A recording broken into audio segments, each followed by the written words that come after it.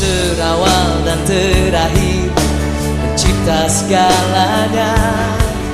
Seluruh bintang pun bersinar oleh ucapanmu. Materi kita pada pagi hari ini saya memberi judul Sekali Selamat Tetap Selamat. Alkitab berkata bahwa sekali selamat tetap selamat. Ya, itu intinya. Banyak sekali ayat yang mencatat itu. Salah satu contoh misalnya di dalam Yohanes 10 ayat 28 sampai dengan ayat yang ke-29. Di situ dikatakan, dan aku memberikan hidup yang kekal kepada mereka, dan mereka pasti tidak akan binasa sampai selama-lamanya. Nah, dari kalimat itu kita bisa melihat betapa keselamatan itu diberikan satu kali untuk selama-lamanya. Nah, dari hal ini orang mengambil opini bahwa oh berarti kalau orang pasti selamat, orang bebas berbuat dosa. Kan sudah selamat. Ya toh? Kan kita sudah selamat, berarti kita bebas untuk berbuat dosa. Kalaupun jatuh dalam dosa, tetap masuk surga. Nah, Bapak Ibu Saudara yang dikasihi Tuhan, benarkah itu ajaran Alkitab? Ya. Benarkah seperti itu ajaran Alkitab yang mengajarkan bahwa kalau kita sudah pasti selamat, kita bebas untuk berbuat dosa?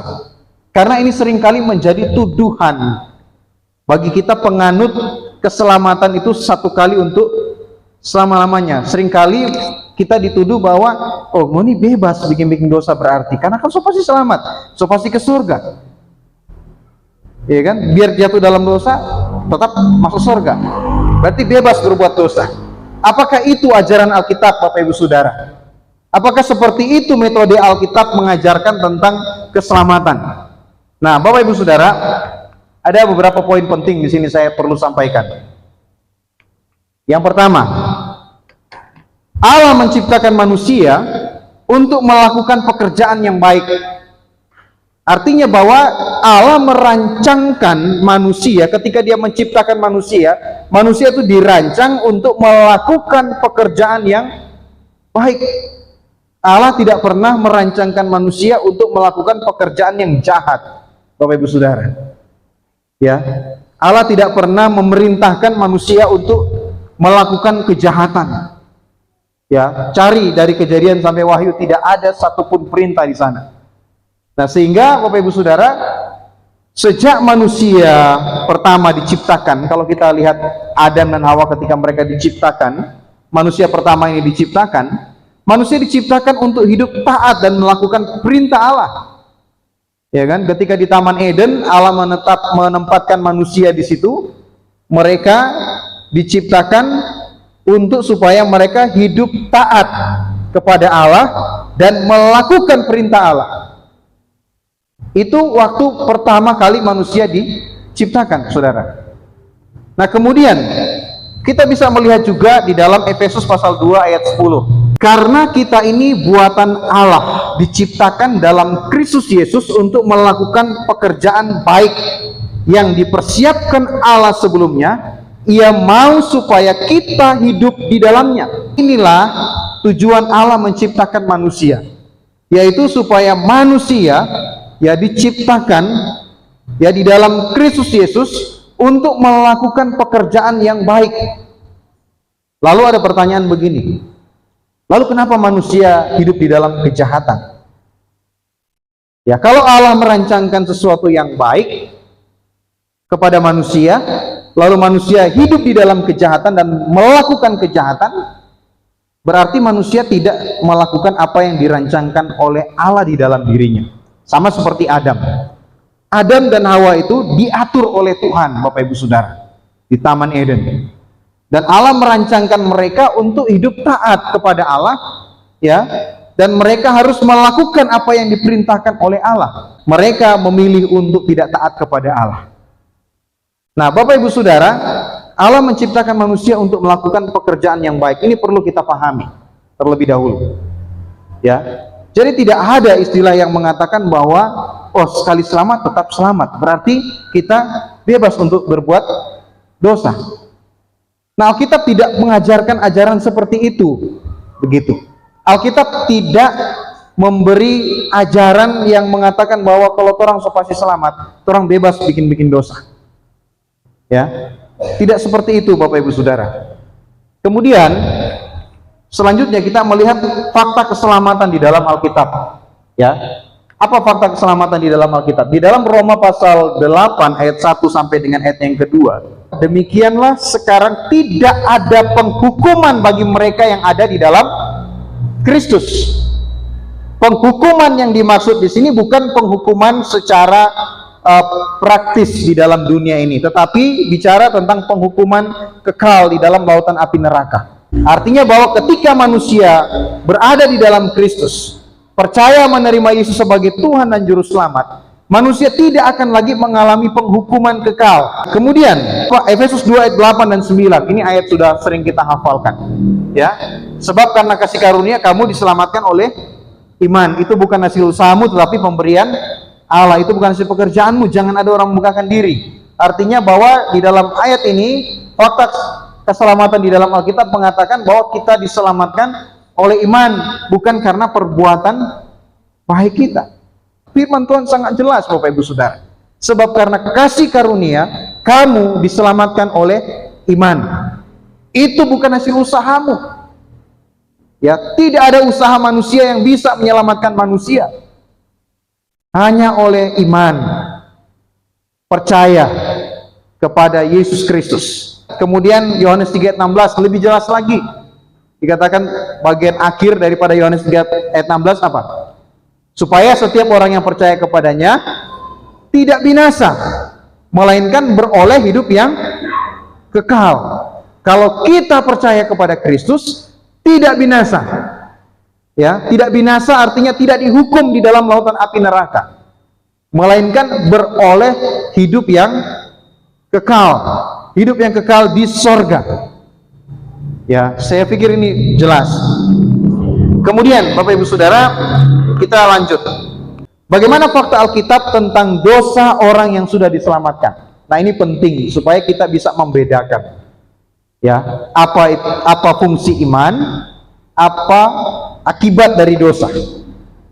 Orang beriman kan masih bisa jatuh di dalam dosa, ya kan? Orang beriman kan masih ada kemungkinan untuk jatuh di dalam dosa, karena kita masih mengenakan tubuh jasmani atau daging ini Bapak Ibu Saudara. Itulah sebabnya apa yang dikatakan Alkitab tentang dosa orang yang sudah diselamatkan. Misalnya ada orang percaya, lalu dia berbuat dosa, apa akibatnya? Apa dampaknya? Coba kita lihat di dalam Roma pasal 6 ayat 1 sampai dengan ayat yang kedua. Jadi dikatakan begini, jika demikian, apakah yang hendak kita katakan? Bolehkah kita bertekun dalam dosa? Ya, ada orang bertanya, boleh orang hidup dalam dosa karena orang sudah diselamatkan? Ya kan? Supaya semakin bertambah kasih karunia itu. Nah, kita kan diselamatkan oleh kasih karunia Allah, oleh anugerah Allah, bukan karena kemampuan atau perbuatan kita. Oleh anugerah Allah itulah yang menyelamatkan kita. Apa kata firman Tuhan? Paulus menjawab dalam Roma 6 ayat 2. Sekali-kali apa? Tidak. Bukankah kita telah mati bagi dosa? Bagaimanakah kita masih dapat hidup di dalamnya?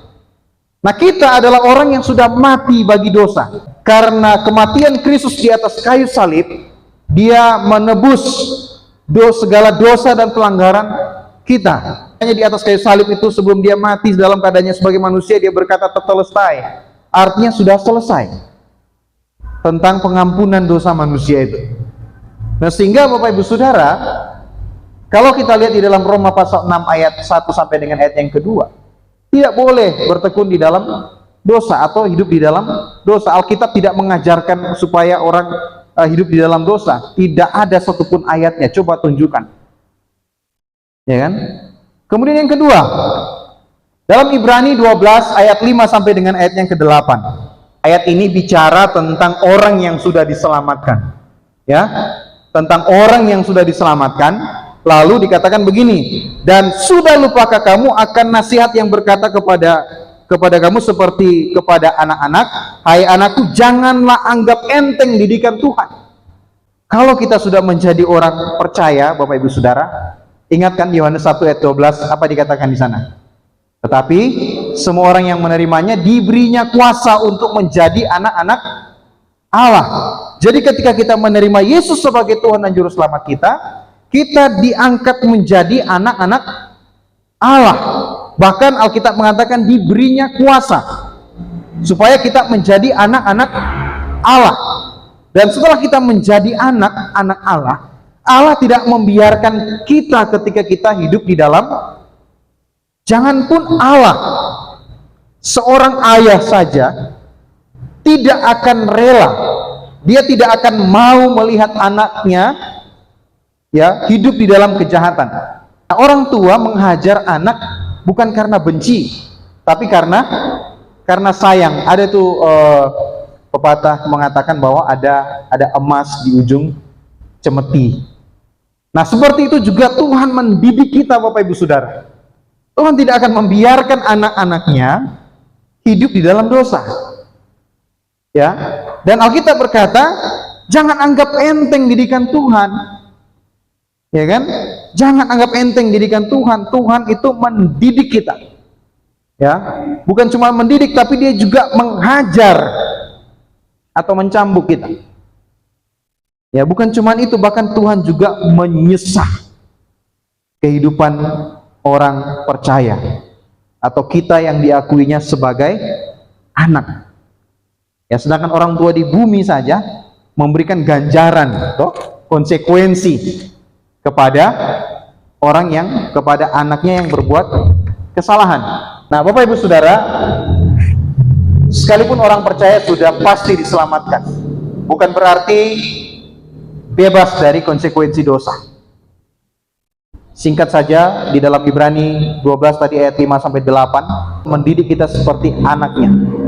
Ya, Tuhan menghajar, bahkan Tuhan menyesah. Itulah sebabnya jangan anggap enteng didikan Tuhan.